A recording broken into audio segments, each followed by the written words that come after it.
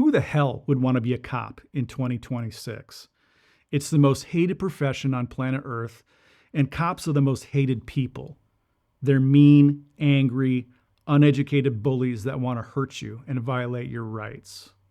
Scrutiny, decreased community trust, and constant demonization by the media are just a few reasons why fewer and fewer people are choosing a career in public safety.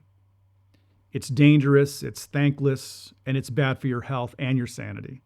You see things you'll never unsee, and people want to kill you for doing your job. The very community that you're selflessly trying to serve labels you as a racist, a fascist, and as a power-hungry psychopath. Cops have disproportionately high rates of depression, divorce, and post-traumatic stress. I mean, we live in a world where cops are constantly vilified, and it seems like they are put in a no-win situation every single day they hit the street. So why would anyone want to do the job? Why did I do it for 30 years? Is it even worth it anymore to sacrifice yourself for a world that doesn't even seem to care? But what if we flip the script? Maybe the perception of modern law enforcement is based on a lack of understanding, false rhetoric, and lies. If we could look past what we see and hear on social media and think critically about what police work really is, maybe we could shift the paradigm. Maybe we would see that policing remains one of the most noble, most honorable, most selfless professions that ever was.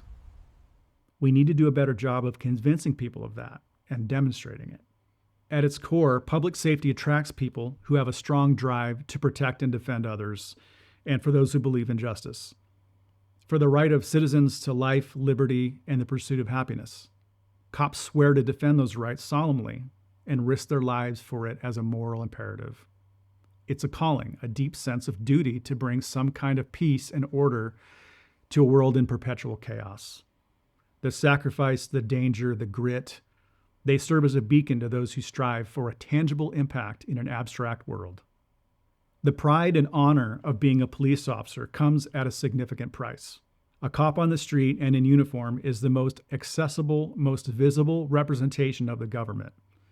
This makes them an easy target for anyone with a gripe about any failure of the government or society. They can take their antisocial frustrations out on cops. Resisting a cop is the lazy way to resist the man, the system, or to project any personal failures onto someone who represents whatever thing they hate most about themselves or their lives. Why would anyone want to take that on? Why would anyone be willing to shoulder every burden of a society that defunds them, vilifies them, and tries to destroy them? It's because the environment doesn't change the mission. The threat doesn't alter the goal. These factors actually strengthen the resolve. They thin the line between good and evil, right and wrong, and between heroes and monsters. It calls to action those who want to be a part of the solution, not the problem. It inspires heroes to step up and be the change they want to see in the world, one call at a time. Aside from the physical danger, which is very real, being a cop in the 21st century takes many other tolls. The chronic exposure to trauma, death, and human suffering wreaks havoc on an officer's soul. You will see that evil exists in this world. And the aggregate of this stress creates an existential dilemma that can test the resilience of even the strongest of humans. It is an extremely demanding, unforgiving job that requires strength, commitment, and compassion. And there is a pride in getting dirty to make the world a better place. As society becomes more and more fragmented, brotherhood and camaraderie become invaluable. The shared pain officers feel with one another strengthens their bond. And as society becomes more isolating, people lean into the loyalty and peace that comes from knowing they will never be alone. You don't need a college degree and a mountain of debt to become a successful police officer or save a life. Formal education is not always a metric for success or intelligence, but continuing education is one way to be more effective at your job, earn credibility, and grow as a person. And there's a different kind of intelligence that you learn on the street. You experience humanity in the most raw and unfiltered ways and understand human nature better than most ever will. You'll learn how to talk to people and how to solve problems, real problems, finding solutions that actually materially help people when they are at their absolute worst. The kind of hands-on, in-the-trenches impact you can have on the life of another human being is unmatched by almost any other profession. And it may sound cliched, but you really can make a difference every single day as a cop. But what about burnout? Dealing with other people's problems all day, every day, can lead to some serious compassion fatigue. How do cops sustain their empathy for people who have zero empathy for them? Can we really expect the police to demonstrate empathy when at the same time they have to confront their own mortality every single day, every time they put on the badge? Don't cops become paranoid that everyone is trying to kill them at all times? Hypervigilance is a real thing, and the harsh reality is that a lot of people hate cops and would absolutely hurt one if they had the chance.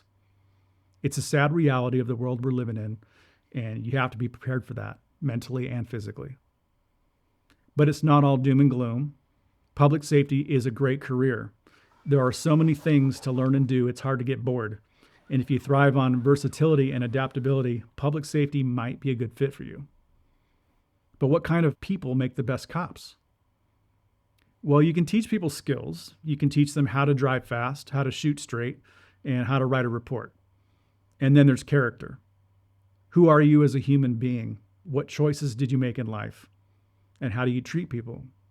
Can you be trusted? Do you have integrity? I mean, you can teach people skills. You can teach them how to be cops. But you can't teach someone how to be a good person. And good people are what the world needs now. So why would anyone consider a career in law enforcement in 2026? Because our country is at a crossroads, a tipping point of contemporary challenges that will shape the future of America. This may deter some, but for the right person, there has never been a better time to be a part of the solution. There has never been a better time to stand up, step forward, and be counted as someone who will be a part of the change. To protect those who cannot protect themselves, to defend the defenseless, and to carry the torch for justice in our society. But it'll come at a cost. You'll be tested, and your resilience will be tried. Your soul will hurt, and your heart will be heavy sometimes. And you will work side by side with people like you who care more about people and the future of our country than they do their own self-interests. It's a job that's bigger than yourself. It may seem futile sometimes, like the world's against you. You'll be pushed to your limits, and you'll be stronger because of it. You will go home every day knowing in your heart you have done something good for the world. And there aren't too many jobs that make you feel that way. We have a limited time on this planet. What do you want to do with it? That's what it comes down to. What have you done for other people?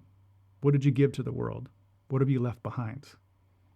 It's more than a job. It's a responsibility. It's a duty. It's not always about you. This world needs good men and women to hold the line between good and evil, to risk everything they have for what is right. It's not for everyone, but if you're strong enough, if you're tough enough, and if you care enough, you're needed now more than ever.